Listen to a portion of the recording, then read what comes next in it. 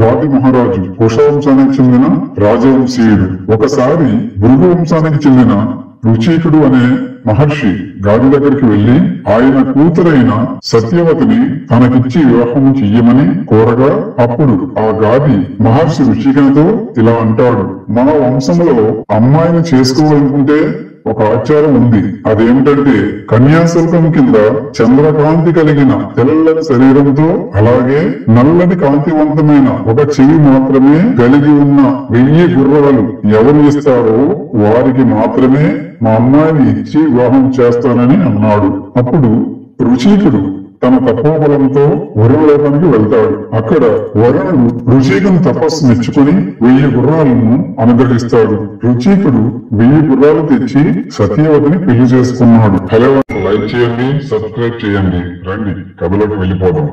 అలా కొంతకాలం గడిచిన తర్వాత ఒక రోజు సత్యవతి తన మామగారైన భృగు మహర్షి దగ్గరికి వచ్చి తనకు తన తల్లికి పుత్ర సంతానం ప్రసాదించమని కోరుతుంది. తన మామగారైన భృగు మహర్షి యాగం చేసి విప్రమంత్రపూతం అయిన ఒక హవిష్షు, రాజమంత్రపూతం అయిన ఇంకొక హవిష్షు తయారు చేసి సత్యవతికి వివరించి అక్కడి నుంచి ఆ భృగు మహర్షి నిష్క్రమిస్తాడు. ఈ విషయం మరిచిన సత్యవతి తెలియక రాజమంత్రపూతమైన హవిష్ను తను తీసుకుని విప్రమంత్రపూతమైన హవిష్షు తల్లికి ఇస్తుంది.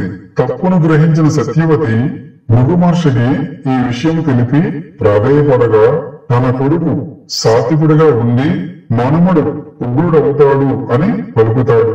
గాది మహారాజు కొడుకుగా విశ్వామిత్రుడు, రుచీకుని కుమారుడుగా జమదగ్ని జన్మిస్తాడు. జమదగ్ని భృగు మహర్షికి వంశజుడిగా ప్రసిద్ధుడు. ఆయన ఒక గొప్ప ఋషి, తపస్వి మరియు జ్ఞానవంతుడు. ఆయన భార్య రేణుకాదేవి. జమదగ్ని రేణుకలకు 4 కుమారులు. ఆ తర్వాత పురుషోత్తాంశంతో జన్మించిన వాడు పరశురాముడు, 5వ సంతానం. పరశురాముడు శివుని వద్ద అస్త్ర విద్యలను అభ్యసించి అజేయ పరాక్రమవంతుడే.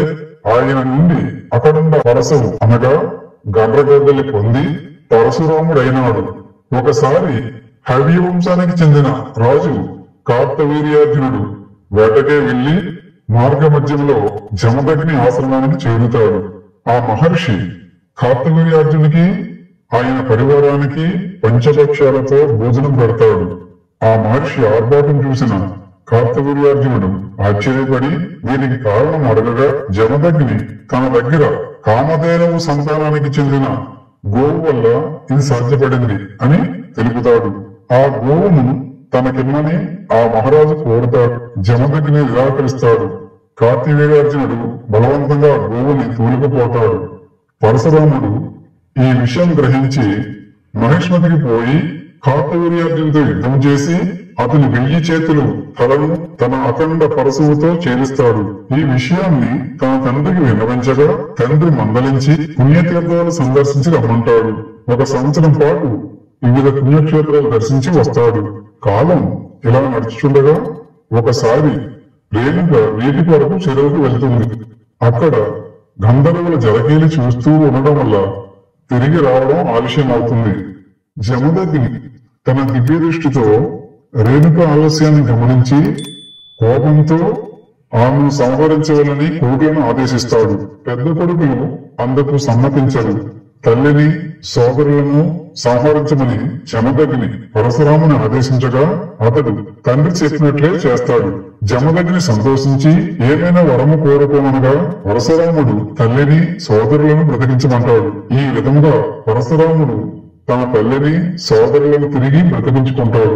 ఒక రోజు పరశురాముడు ఇంట్లో లేని సమయం చూసి కార్తవీర్యార్జుని కుమారుడు జమదగ్ని తల నరికి మహిష్మతికి పట్టుకుపోతారు. పరశురాముని తల్లి రేణుక తండ్రి శవంపై పడి రోధిస్తూ 21 మార్లు గుండెలు బాదుకుంటుంది. పరశురాముడు మహిష్మతికి పోయి కార్తవీర్యార్జుని కుమారులను చంపి జమదగ్ని తలను తెచ్చి దహన కార్యాలు ముగిస్తాడు. ఆ తరువాత పరశురాముడు యావత్ క్షత్రియ జాతిపై ఆగ్రహించి వారిపై 21 మార్లు దండెత్తి క్షత్రియ వంశాలను నాశనం చేస్తాడు. సమంతక పంచకమనే 5 సరస్సులను క్షత్రియుల రక్తంతో నింపి పరశురాముడు తల్లిదండ్రులకు తర్పణం అర్పిస్తాడు. జనకుడు, దశరథుడు వంటి కొద్ది మంది రాజులు గోవుల మందలలో దాక్కుని తప్పించుకుంటాడు. తరువాత పరశురాముడు భూమిని అంతటిని కశ్యపునకు దానమిచ్చి తాను తపస్సు చేసుకోవడానికి మహేంద్రగిరికి వెళ్ళిపోతాడు. మీరు ఈ కథ విన్నారు కదా. ఈ కథ నచ్చితే ఒక లైక్ చేయండి, షేర్ చేయండి. అలాగే మరిన్ని పురాణ గాథల కోసం మా ఛానల్ సబ్స్క్రైబ్ చేసుకోండి. Thank you for watching.